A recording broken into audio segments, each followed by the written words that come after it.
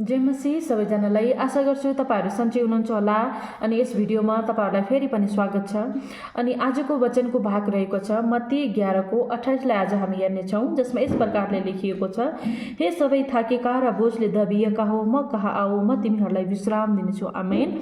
यसमा चाहिँ येशूले थाकेका र बोझले दबिएकाहरूलाई बोलाउँदै हुनुहुन्छ। अनि यो वचन चाहिँ जब येशूको पास धेरै चेलाहरू थिए र येशूको पास धेरै मानिसहरूको भिड लाग्थ्यो, त्यो समयमा चाहिँ येशूले यूहन्नाको बारेमा केही कुराहरू बताउँदै हुनुहुन्थ्यो। जो बप्तिस्मा दिने यूहन्ना थिए, तिनको बारेमा येशूले केही बताउँदै हुनुहुन्थ्यो। अनि त्यो समयमा चाहिँ येशूले आफ्नो चेलाहरूको साथमा आफ्नो जो पनि भिडहरू थिए उहाँको अगाडि पछाडि जो लाग्थे, किनभने हामी हेर्छौँ भने येशूले चाहिँ धेरै अचम्मका कामहरू गर्नुहुन्थ्यो, रहस्यका कुराहरू बताउनुहुन्थ्यो।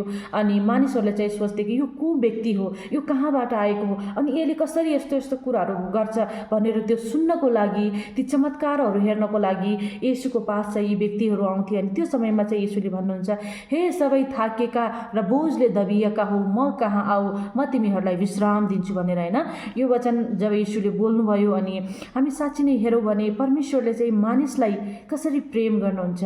अनि येशूले चाहिँ मानिसलाई प्रेमको खातिर यति धेरै प्रेम गर्नुहुन्छ उहाँले कि तपाईँ र हामी एकदमै, अगर हामी संसारमा हेर्छौँ भने मान्छेले कस्तो व्यक्तिलाई बोलाउँछ, मान्छेले त्यो व्यक्तिलाई बोलाउँछ जो एकदमै फ्रेस हुन्छ, जो एकदमै ताकतवर हुन्छ, अनि जो एकदमै फुर्तिलो हुन्छ, त्यस्तो व्यक्तिलाई संसारमा मानिसहरूले पसन्द गर्छन्। आज हामी जहाँ पनि काम गर्छौँ या जो पनि कार्य गर्छौँ, त्यहाँ चाहिँ एकदमै फुर्तिलो व्यक्तिलाई चाहन्छन्। तर हाम्रो परमेश्वर यति नम्र हुनुहुन्छ, यति प्रेमिलो हुनुहुन्छ।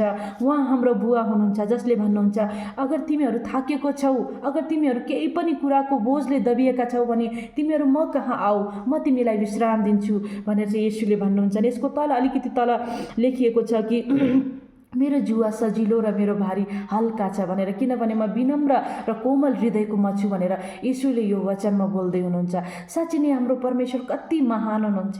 उहाँले चाहिँ थाकेका व्यक्तिहरूलाई बोलाउनुहुन्छ।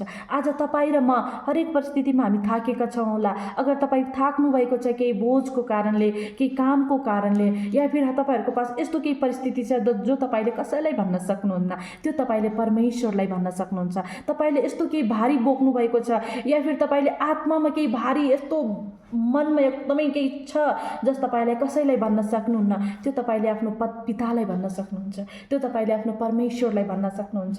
किनभने तपाईँलाई उहाँले बोलाउनुहुन्छ, हे थाकेका र बोझले दबिएका, त मसँग आइज भनेर चाहिँ उहाँले बोलाउनुहुन्छ। किनभने जहिले पनि ममा एकदमै भारीपन हुन्छ, ममा पनि धेरै बोझहरूमा परिस्थितिहरूद्वारा जब म दब्छु, मलाई केही कुराको जरुरत पर्छ, तब म परमेश्वरको पास जान्छु। अनि उहाँबाट मलाई धेरै असल असल कुराहरू मिल्छ, किनभने उहाँले चाहिँ हामीलाई दिनुहुन्छ।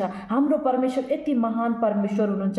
अगर हाम्रो बोझ, हाम्रो परिस्थिति, हाम्रोमा दुःखलाई अगर हामी कोही मानिसको पास लैजान्छौँ भने ऊ मानिसले हामीलाई 2 मिनटको लागि सान्त्वना दिन्छ। 2 मिनटको लागि उसले हाम्रो मुखको सामने एकदमै असल चिप्ला चिप्ला कुरा गर्छ र हामीलाई खुसी पार्न खोज्छ।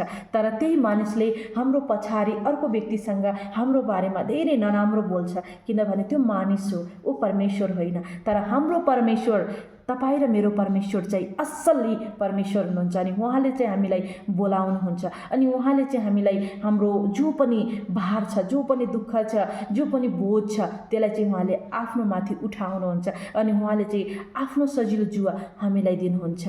अनि यो द्वारा चाहिँ हामी यो सिक्न सक्छौँ कि हामी चाहिँ जस्तो परिस्थिति पनि किन नहोस्, तर हामी चाहिँ हाम्रो परमेश्वरसँग आफ्नो परिस्थितिलाई लिएर हामी जानुपर्छ, न कि मान्छेसँग। आमेन। तपाईँहरूलाई धेरै धन्यवाद।